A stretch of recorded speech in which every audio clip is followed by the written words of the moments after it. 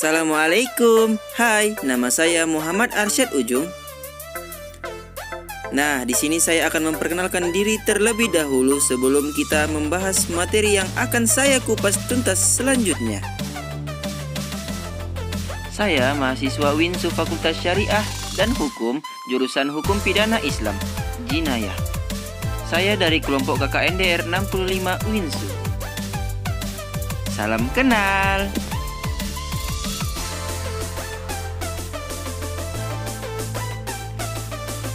Apa sih COVID-19 itu? Yuk lihat penjelasannya sebagai berikut.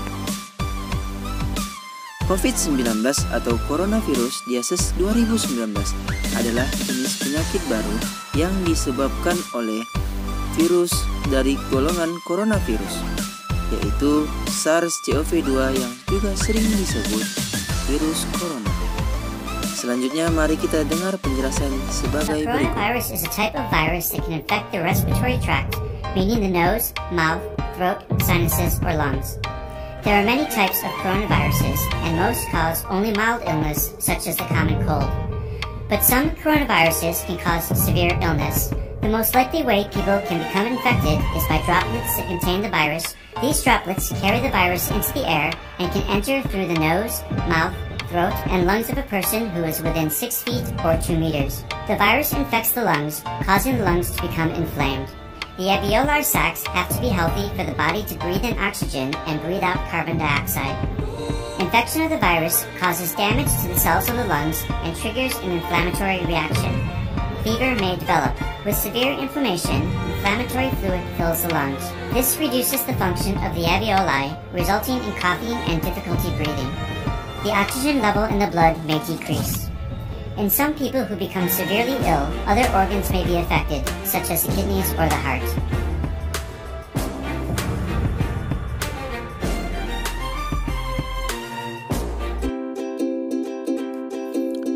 Nah, sudah tahu kan apa itu COVID-19? Nah, sekarang mari kita bahas materinya. Sebelum itu, mari kita lihat cuplikan tayangan berikut.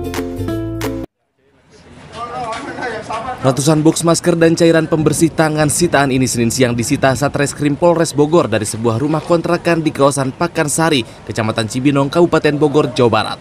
Polisi menangkap 4 tersangka, berikut barang bukti lainnya 2 buah mobil. Harga segini apa motifnya?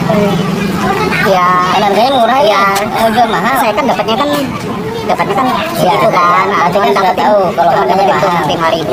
Ya, kan berarti sudah tahu harganya mahal. Iya. Nah, sekarang apa motifnya kan jual barang mahal untuk dapat sedikit keuntungan. Keuntungan dari selisih saya beli sama dia. Selain menimbun, para tersangka juga memproduksi masker palsu yang tidak sesuai standar kesehatan. Sebelumnya tersangka sengaja memborong pasokan masker dari sejumlah apotek.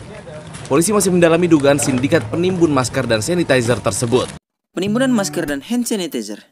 Apa sebab mereka begitu? Adakah sanksi hukumnya? Dan berapa pidana dan hukuman dendanya?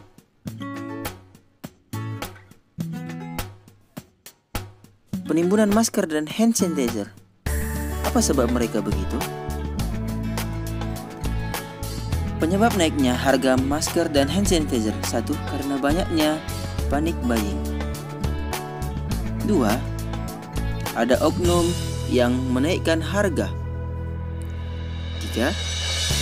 Banyaknya oknum yang menimbun dalam skala besar.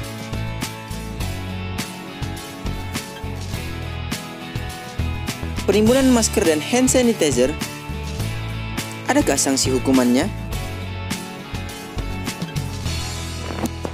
Menurut Undang-Undang Nomor 7 Tahun 2014 tentang Perdagangan, Pasal 29 Ayat 1, pelaku usaha dilarang menyimpan barang kebutuhan pokok dan atau barang penting dalam jumlah dan waktu tertentu pada saat terjadinya kelangkaan barang, gejolak harga, dan atau hambatan lalu lintas perdagangan barang.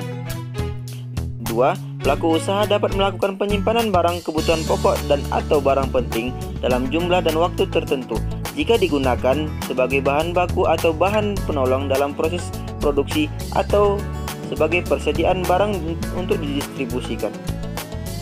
3. Ketentuan lebih lanjut mengenai penyimpanan barang, kebutuhan pokok, dan atau barang penting diatur dengan berdasarkan peraturan Presiden.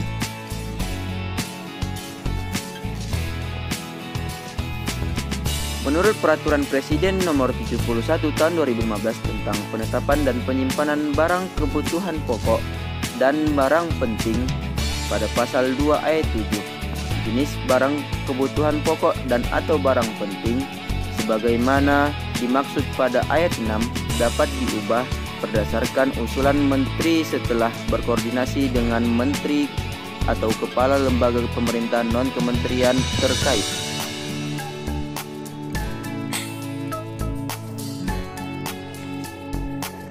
Berapa pidana dan hukuman dendanya?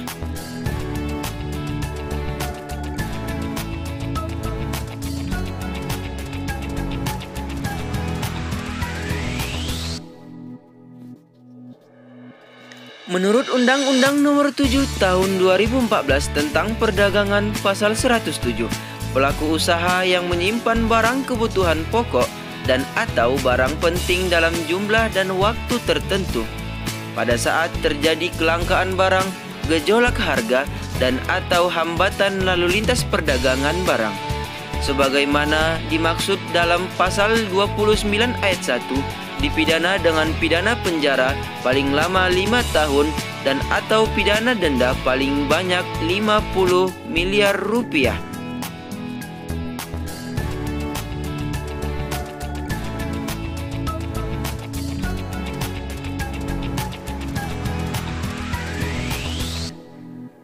Masih mau nimbun masker dan hand sanitizer?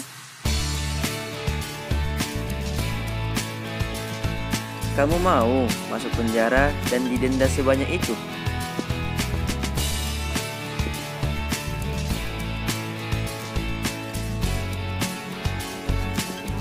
Yuk sadar, masih banyak yang lebih membutuhkan.